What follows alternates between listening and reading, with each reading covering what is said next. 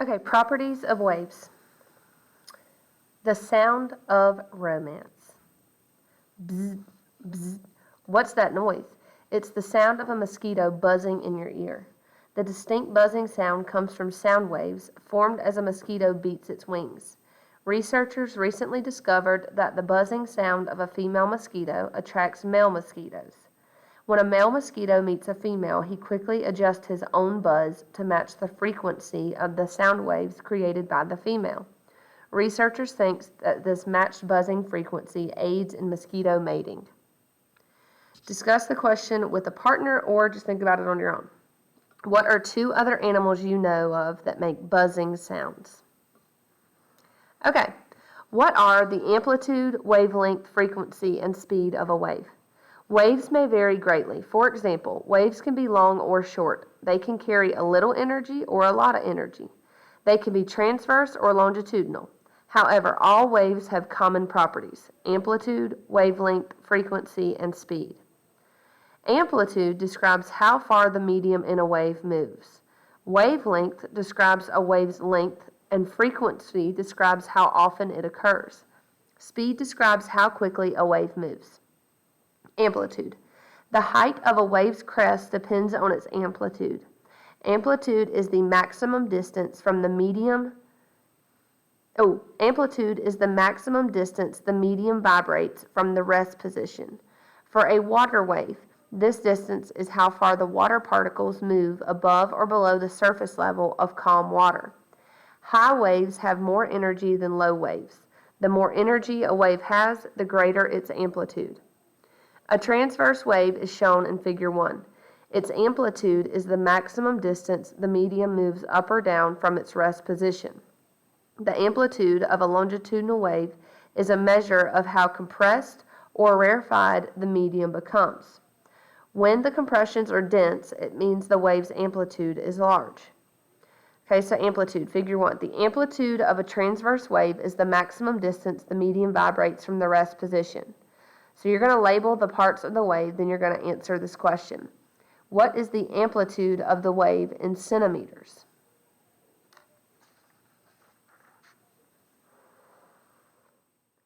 All right, properties of waves. All waves have amplitude, wavelength, frequency, and speed. Read the text on these pages before filling in the boxes and answer these questions. So you're going to come back to these questions after you read this page. All right, wavelength. A wave travels a certain distance before it starts to repeat. The distance between two corresponding parts of a wave is its wavelength. You can find the wavelength of a transverse wave by measuring the distance from crest to crest as shown in Figure 2. For a longitudinal wave, the wavelength is the distance between compressions. Frequency. The frequency of a wave is the number of waves that pass a given point in a certain amount of time. For example, if you make waves on a rope so that one wave passes by a point every second, the frequency is 1 wave per second. Move your hand up and down more quickly and you increase the frequency. Frequency is measured in units called hertz and is defined as the number of waves per second. A wave that occurs every second has a frequency of 1 wave per second, or 1 hertz. If 2 waves pass every second, the frequency is 2 waves per second, or 2 hertz. All right, speed. Different waves travel at different speeds. Think about watching a distant thunderstorm on a hot summer day. The thunder occurs the instant the lightning flashes, but the light and sound reach you seconds apart. This happens because light waves travel much faster than sound waves. In fact, light waves travel about 1 million times faster than sound waves. The speed of a wave is how far the wave travels in a given amount of time. You can determine a wave's speed by dividing the distance it travels by the time it takes it to travel that distance. Sound, for example, travels about 990 meters in 3 seconds in air when the temperature is 0 degrees Celsius. Therefore, its speed is 330 meters per second in these conditions. As long as the temperature of the medium of the air doesn't change, the speed of sound will stay the same. Okay? So you're going to come back over to these questions. Name which transverse wave has the shortest wavelength. If a transverse wave travels 10 meters in 5 seconds, what is its speed? And then draw conclusions. How does a shorter wavelength affect the frequency of a wave? All right, then in this picture up here, you're going to come through and answer these different boxes in this picture. So which wave has the greater amplitude, yellow or blue? Okay. One yellow wave passes this point each second. So the frequency is, and then you're going to fill that in. 2 green waves pass this point each second. So the frequency is. All right, and then you're going to fill that in. Refer back to the reading if you need help. All right, so for assess your understanding. Now I know that for any wave, amplitude describes what? Wavelength describes what? Frequency describes what? And speed describes what? All right, so how are frequency, wavelength, and speed related? You just learned that you can calculate the speed of a wave by dividing the distance it travels by the time it takes to travel that distance. But you can also calculate the speed of a wave if you know its wavelength and frequency. The speed, wavelength, and frequency of a wave are related by a mathematical formula. Speed equals wavelength times frequency. If you know 2 quantities in the formula, you can calculate the third quantity. For example, if you know a wave's speed and wavelength, you can calculate its frequency. If you know the speed and frequency, you can calculate the wavelength. So you just have to change around the formula based off of what you know or the information you're given. The speed of a wave remains constant if the medium, temperature, and pressure do not change. For example, all sound waves travel at the same speed in air at a given temperature and pressure. Even if a sound wave's frequency changes, its speed stays the same. So if the frequency of a sound wave increases, its wavelength must decrease to maintain a constant speed. All right, so this table shows measurements of some properties of a sound wave in water and air. The first thing you're going to do is calculate. So using what you know about the relationship between wavelength, frequency, and speed, you're going to fill in the table. So if it gives you the frequency and speed, you need to find the wavelength. So you would be using this formula, wavelength equals. If it gives you the wavelength and frequency, then you are looking for the speed. So you would use this formula. If it gives you the wavelength and speed, you're looking for the frequency. So you would use this formula. All right, what can this table tell you about the speed of a wave? Answer that question there. All right, ride the waves. What are the properties of waves?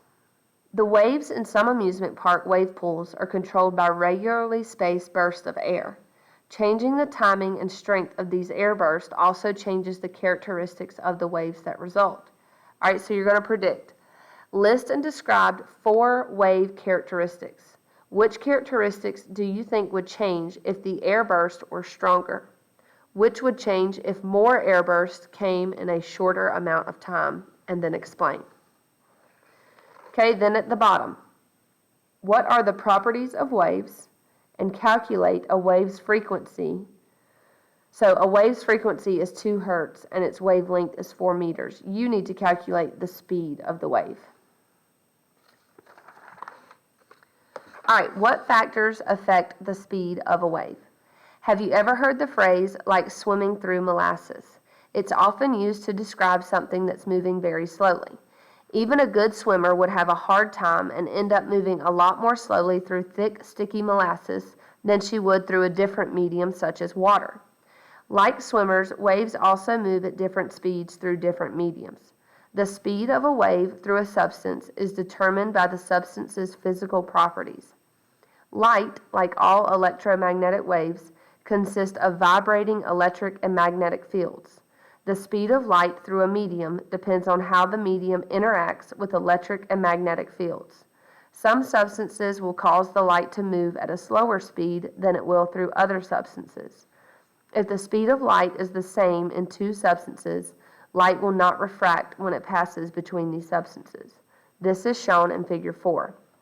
All right, so in figure 4, the glass rod seems to disappear in the middle layer of the second beaker. This is because light moves at the same speed through the glass and the liquid around it. Okay? So, draw in the portion of the glass rod that appears to be missing. So you're going to draw in what appears to be missing. All right. Sound waves also travel at different speeds through different substances. Temperature is one factor that can affect the speed of sound. The speed of sound in air is about 344 meters per second at room temperature, which would be 20 degrees Celsius. As temperature increases, the speed of sound in air also increases. However, for solids, a temperature increase causes wave speeds to decrease. Two other factors that determine the speed of sound through a substance are the compressibility and the density of that substance. Recall that density is a measure of how much mass a given volume of a substance has. Compressibility is a measure of how hard a substance is to compress or squeeze. If either the density or the compressibility of a substance increases, the speed of sound through that substance will decrease. However, when comparing the speeds of sound through two different substances, both compressibility and density must be considered. Figure 5 shows the speed of sound through different substances. The same thing happens to seismic waves that travel under Earth's surface. Their speed is also affected by the density and compressibility of the material they pass through. All right, so the changing speed of sound. Sound travels faster through steel than air, even though steel is denser, because steel is also less compressible. So how long does it take for a sound wave to travel through 3,000 meters of water? Okay, and then here you're going to list what factors affect the speed of sound waves. Then you're going to predict substances A and B have the same compressibility, but substance B has a greater density. Which substance will sound travel through more quickly?